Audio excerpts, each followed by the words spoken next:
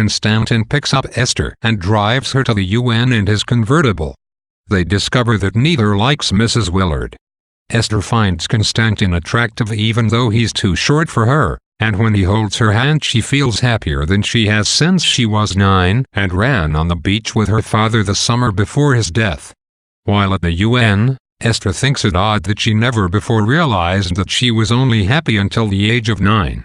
The skills of the interpreters impress Esther, and she thinks about all of the things she cannot do: cook, write in shorthand, dance, sing, ride a horse, ski, or speak foreign languages.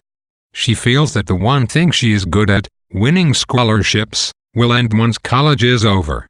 She sees her life as a fig tree. The figs represent different life choices: a husband and children, a poet, a professor, an editor, a traveler, but she wants all of them and cannot choose, so the figs rot and drop off the tree uneaten. Konstantin takes Esther to dinner, and she feels better right away, wondering if her fig tree vision came from her empty stomach. The meal is so pleasant that she decides to let Konstantin seduce her.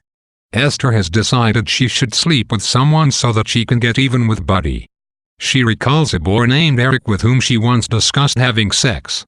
He lost his virginity to a prostitute and was bored and repulsed by the experience.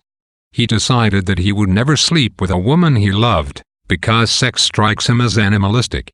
Esther thought he might be a good person to have sex with because he seemed sensible, but he wrote to tell her he had feelings for her. Because of his views on sex, she knew this confession meant he would never sleep with her, so she wrote to tell him she was engaged.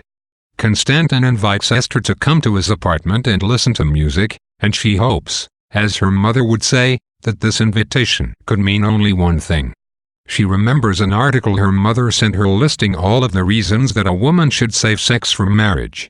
She decides that virginity is impractical, because even someone as clean-cut as Buddy is not a virgin, and she rejects a double sexual standard for men and women. To Esther's disappointment, Konstantin only holds her hand. Sleepy with wine, she lies down in his bed. He joins her, but the two merely sleep. She wakes, disoriented, at 3 in the morning and watches Konstantin sleep, thinking about what it would be like to be married. She decides marriage consists of washing and cleaning, and that it would endanger her ambitions. She remembers Buddy telling her, in a sinister, knowing way, that she will not want to write poems once she has children, and she worries that marriage brainwashes women. Konstantin wakes and drives her home. Esther remembers Mr. Willard driving her to visit Buddy in the sanatorium. He stopped along the way and told her that he would like to have her for a daughter. Esther began to cry, and Mr. Willard misinterpreted her tears as tears of joy.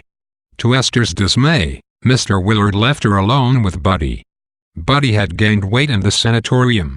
He showed Esther a poem he had published in an esoteric magazine. She thought the poem was awful, although she expressed neutrality. Buddy proposed by saying, "How would you like to be Mrs. Buddy Willard?" Esther told him she would never marry. Buddy laughed at this notion. Esther reminded him that he accused her of being neurotic because she wanted mutually exclusive things, and said she will always want mutually exclusive things.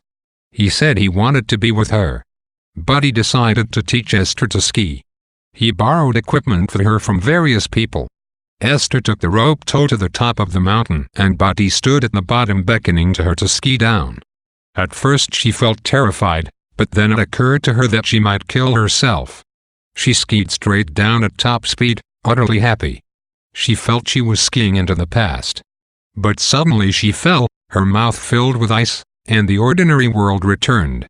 She wanted to ski down the mountain again, but Buddy told her, with strange satisfaction, that she had broken her leg in 2 places. At the UN, Esther begins to doubt her own worth for the first time. Her identity depends on her success in school. She knows herself, and the world knows her, as the brilliant student who wins piles of scholarships.